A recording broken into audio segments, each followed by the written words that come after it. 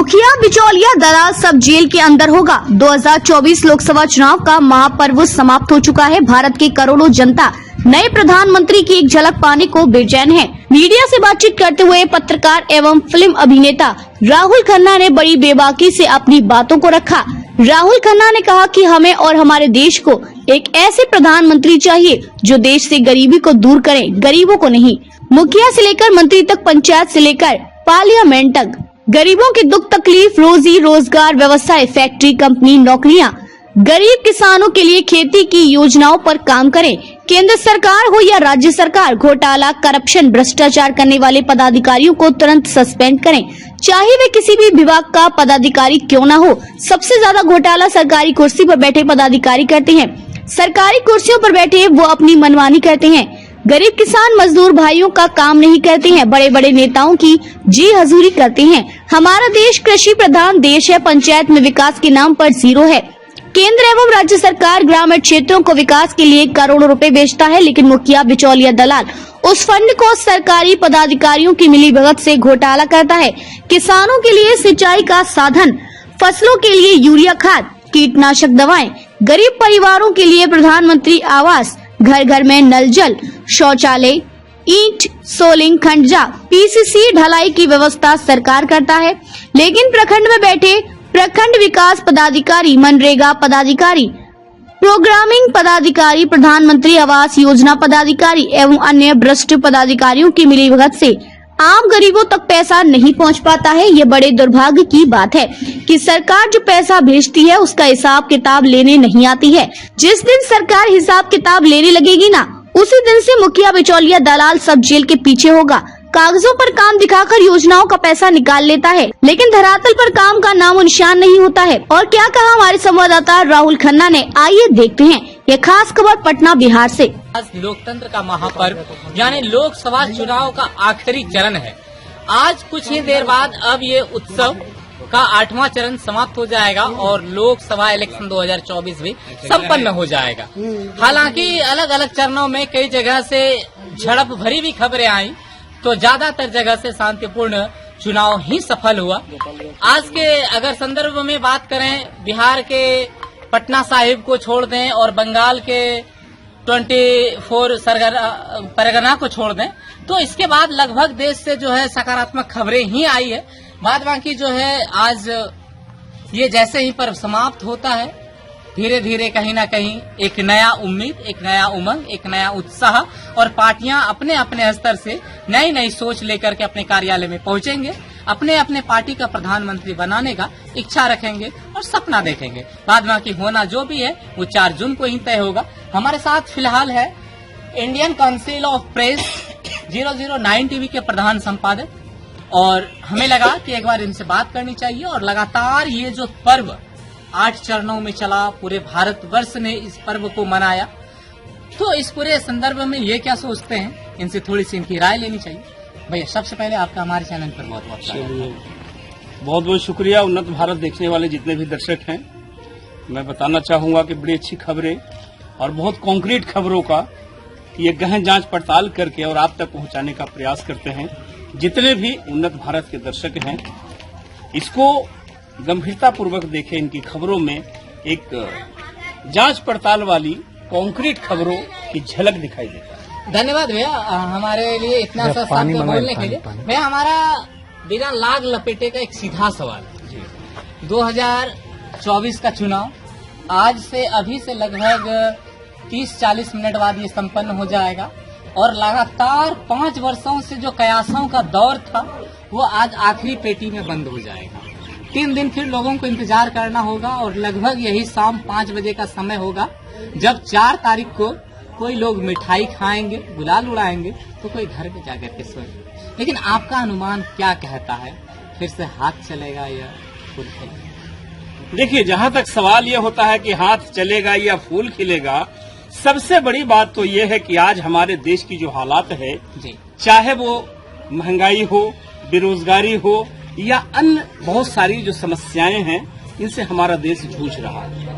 हम कहाँ जा रहे हैं, हमारे देश को कहाँ जाना चाहिए, इन मुद्दे पर और इन विषयों पर जब आपने देखा होगा अभी कि चुनाव में जब भी नेताजी मंच पर चढ़े हैं और माइक पकड़े हैं जी। तो वो सिर्फ आरोप और प्रत्यारोप का सिलसिला चला है जी। देश के 140 करोड़ आवाम है, 140 करोड़ जनता है, उनके दुख दर्द के बारे में कभी बात नहीं हुई जी। कभी ये नहीं हुआ कि हमारे देश की 140 करोड़ जनता है, उनको हम व्यवसाय कैसे दें, रोजी रोजगार कैसे दें। वो किसी भी स्टेट का आदमी है। आज हम चलिए बिहार की बात करते हैं तो बिहार लेबर सप्लाई करने का सबसे बड़ा स्टेट माना जाता है। उत्तर प्रदेश से ले लीजिए या दिल्ली से ले लीजिए, पंजाब से ले लीजिए, हरियाणा से ले लीजिए, गुजरात से ले लीजिए, इतना लेबर नहीं मिलेगा जितना लेबर एक मजदूर के तौर पे दिल्ली की जितनी भी फैक्ट्रियां हैं, हरियाणा की जितनी फैक्ट्री हैं, बहुत सारे ऑल ओवर इंडिया लेवल की आप बात जो करते कह रहे हैं ये तो महाराष्ट्र के मुख्यमंत्री पद पर रहते हुए ये सारी बात कह चुके हैं। नहीं, मेरा कहने का मतलब ये है, आप नेताजी हैं, आप विधायक जी हैं, आप सांसद हैं, आप एमएलए हैं, आप कुछ भी रहिए, लेकिन आप क्या अपने क्षेत्र में रोजगार लगाने का प्रयास करते हैं? आपके क्षेत्र में अगर 10,000 पब्लिक जनता है, उसके लिए क्या व्यवसाय आप उत्पन्न कर रहे हैं? आपको जनता ने चुन करके सांसद बनाया, चुन करके आपको भाई विधायक बनाया, चुन करके आपको मुखिया बनाया है। हम एकदम ग्राउंड स्तर से बात कर रहे हैं। जब मुखिया जी को भी नहीं मालूम है कि मेरा पंचायत कैसे डेवलप करेगा, केंद्र सरकार राज्य सरकार उनको पैसा देती है पंचायत को डेवलप करने के लिए, तो मुखिया जी सबसे पहले जब भी फंड आता है सरकारी तो फॉर्च्यूनर और स्कॉर्पियो गाड़ी उनके दरवाजे पे पहले आना चाहिए, ब्लैक स्क्वायर बुक हो जाना चाहिए, बुक हो जाना चाहिए। दूसरी चीज की एक सबसे कड़वी बात है कि आज के तारीख में जितने भी हमारे बिहार का कह लीजिए या अन्य प्रदेशों का कह लीजिए, हम अपने बिहार की ही बातें करेंगे, जितने भी पंचायत स्तर पे मुखिया हैं उनसे जाकर के पूछिए कि उनके पास में क्या भाई बाइलॉज ऐसा तैयार है कि वो अपने पंचायत को डेवलप कर सकते हैं। उनके पास जीरो पकड़े बोतल, उनको नहीं मालूम। हाँ भैया, हम इन बातों पे 4 तारीख के बाद भी बात करेंगे। मेरा एक बार फिर से सवाल रिपीट वही है, आप बुरा ना मानिएगा कि 4 तारीख को इन सारे सवालों को हम एक तरफ रख दें, है ना, और 2 सवाल को सिर्फ लेकर के चले। आज तक और अभी से थोड़ी देर पहले तक या 2-4 मिनट बाद तक जितनी भी पार्टियां हैं अपने स्तर से पूरी ताकत लगाएगी, तन लगाएगी, मन लगाएगी, धन लगाएगी, और आज के समय एक दूसरा फंडा चलता है जिसको कहने की जरूरत नहीं है, वो भी लगाएगी। परिणाम क्या होगा, हाथ चलेगा या कमर खिलेगा, हम फिर से वही सवाल देखिए क्या लगा ये चीजें हमें अगर पूछना है हमसे तो मेरा निर्णय, हम हाथ पर नहीं बात करेंगे और कमल पर भी नहीं बात करेंगे। हम सिर्फ उस मुद्दे पर बात करेंगे जहां विकास का बातें होगा, जहां पे हमारे पास व्यवसाय रोजी रोजगार की बातें होगी। हाथ और कमल ये तो नॉर्मल सी बात तो है। आखिर हम ये मान सकते हैं कि आप उस तथ्य पर जा रहे हैं जहां के लोग डिसाइड करेंगे कि किन सरकार ने डेवलप किया है, किन्होंने नहीं किया है। आखिरकार आपका ये कहना है जनता उसी के साथ जाएगी जिन्होंने कुछ देश के लिए किया है। आज आखिरी चरण बिहार में चल रहा था पूरे भारत में। नहीं, हम बिहार की इसलिए बात कर रहे हैं, वो तो पूरे भारत चल रहा है। आज आपने देखा कि बहुत सारे ऐसे जगह बूथों पे वोट का बहिष्कार किया गया जी। लोगों ने कहा हम वोट नहीं डालेंगे। क्यों नहीं डालेंगे? हमको इस पर बात करना चाहिए। आखिर हमारे नेता से जनता नाराज क्यों है?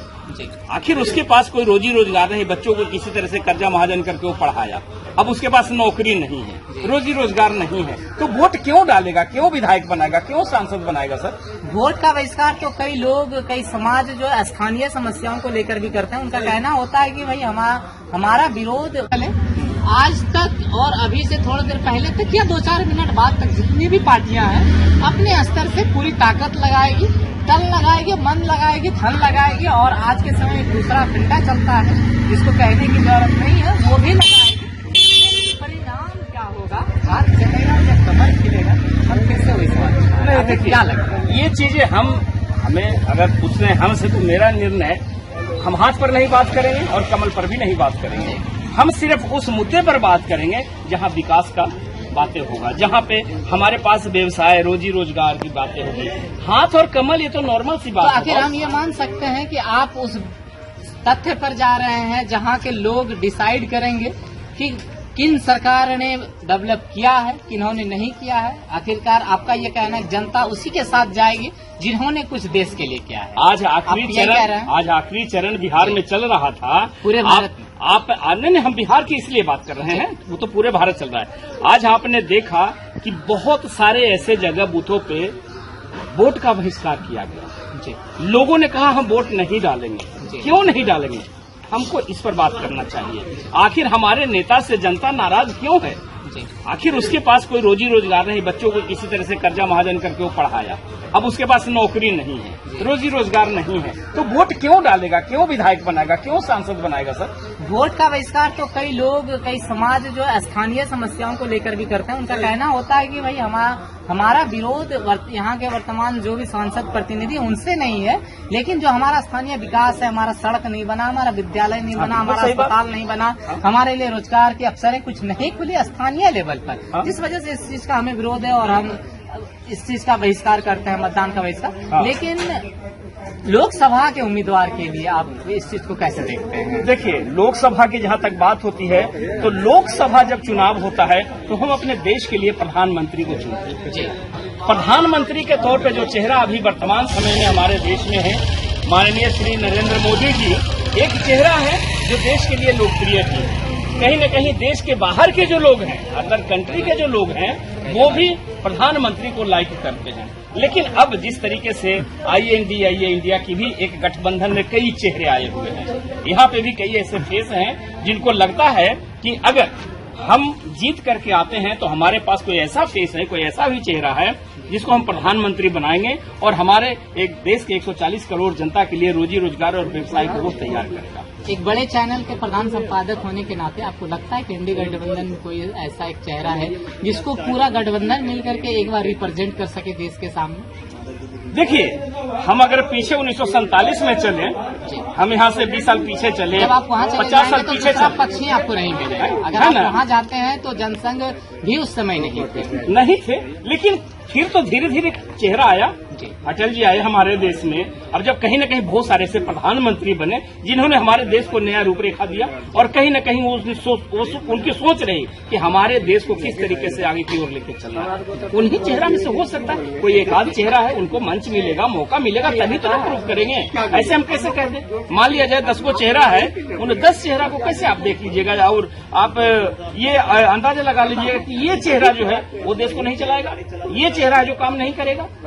आप देखिए, अनुमान लगा करके डिसीजन ले लेना, रिजल्ट सुना देना, ये एक अलग बात है। लेकिन कहीं न कहीं की बात नहीं, हम अनुमान की बात कर रहे हैं। हाँ ठीक है, लेकिन वहाँ तो डिसीजन हो जाएगा कि नहीं जी फलना चेहरा है हमारे देश के लिए बहुत अच्छा है। लेकिन वर्तमान समय में जिस तरीके से नरेंद्र मोदी जी का चेहरा है, कहीं आपको लगता है कि मोदी जी जिस तरीके से देश को नया रूपरेखा देने के प्रयास कर रहे हैं, जो INDIA इंडिया में जो इतने सारे चेहरे हैं, कोई एक चेहरा उनके चेहरे से मिला लीजिए कि क्या वो भी इसी तरीके से हमारे देश को लेकर चलेंगे?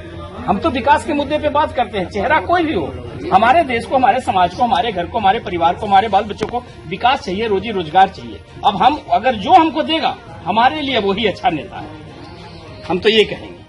अब सरकार किसकी बनेगी वो तो अभी भविष्य तो पेटी में बंद है। 4 तारीख को शाम 5 बजे, वो शाम को 5 बजे फिर आप लोग मिठाई खाइएगा, अब भैया पटाखे फोड़िएगा और जश्न मनाइएगा कि हमारे देश में कौन ऐसा प्रधानमंत्री। संपादक होने के नाते भैया आपको पता है कि उस समय हम लोगों की जिम्मेदारी होती है कि हम बेहतर माहौल को कैमरे में कैद कर सके, उस चीजों को दिखा सके। अवसर कहाँ मिलता है मिठाई का? नहीं ठीक है, फिर भी लेकिन खुशी तो है दिल में। मिठाई तो एक बहाना है, मिठाई तो एक बहाना है, लेकिन ये मुझे लगा कि हाँ एक चेहरा आया है जो हमारे देश को अब एक नया रूपरेखा देगा, रोजी रोजगार देगा, बिजनेस देगा, बेरोजगारी दूर करेगा। इस होने के नाते ये पता चल जाता है कि अगले 5 साल इनके संरक्षण में हमारा देश चलेगा। हाँ, हम लोग अनुमान ही न लगाएंगे। क्या है, क्लियर डिसीजन हम नहीं दे सकते। अगर हम मोदी जी का नाम ले तो आप बोलेंगे अच्छा बीजेपी वाला है। अगर मैं और किसी अदर आदमी का, राहुल गांधी जी का नाम ले तो अच्छा आप RJD वाला हैं, तेजस्वी जी का हाँ वही। अरे भाई इंडिया गठबंधन में तो वही सब न है, सारे सब अलग अलग है, अलग अलग स्टेट में जाके अलग अलग इंडिपेंडेंट चुनाव लड़ रहे हैं भाई। लेकिन जब इंडिया गठबंधन का अगर जीत होता है, इंडिया गठबंधन है कहाँ सर? वो पंजाब में बोल रहे हैं हम कांग्रेस को नहीं घुसने देंगे, कांग्रेस दिल्ली में बोल रही है हम आम आदमी को नहीं घुसने देंगे, बंगाल में बोल रही है कि हम किसी को, शिवसेना तक को नहीं घुसने देंगे। किसको कह रहे हैं आप इंडिया गठबंधन? तो आप समझ लीजिए, आप अंदाजा लगा लीजिए कि जब इंडिया गठबंधन में ये हाल है तो उससे अच्छा एक शेर है, उस शेर को बिठा दीजिए। खबरें की हमारा जरूरत नहीं। हमारी यह मकसद बिल्कुल नहीं थी कि भैया को वहां तक ले जाना। बाद में आगे फिलहाल खास बातचीत हम जो है राहुल खन्ना जी के साथ कर रहे थे, जो Indian council of press TV 009 के प्रधान संपादक हैं और बेबाकी से ये अपनी बात रखते हैं। लगभग 35 साल से ज्यादा का अनुभव इनके पास है। हमारी इतनी क्षमता नहीं कि हम इनसे काउंटर कर सकें, लेकिन हाँ, इनके संरक्षण में हम कुछ सीख सकते हैं और बेहतर कुछ खास खबरें तो होकर आपके बीच ला सकते हैं। फिलहाल आप देख रहे थे उन्नत भारत न्यूज और हमारे साथ खास बातचीत कर रहे थे राहुल खन्ना जी। आपको हमारा बातचीत और ये पूरा वार्तालाप कैसा लगा कमेंट सेक्शन में आकर के जरूर लिखिएगा। और फिलहाल देखना दिलचस्प होगा कि आने वाले 4 जून को क्या होता है और भारत के लोगों को, भारतीय नागरिकों को एक प्रधानमंत्री के रूप में कौन उभर कर सामने आते हैं, देखना दिलचस्प होगा। जय हिंद।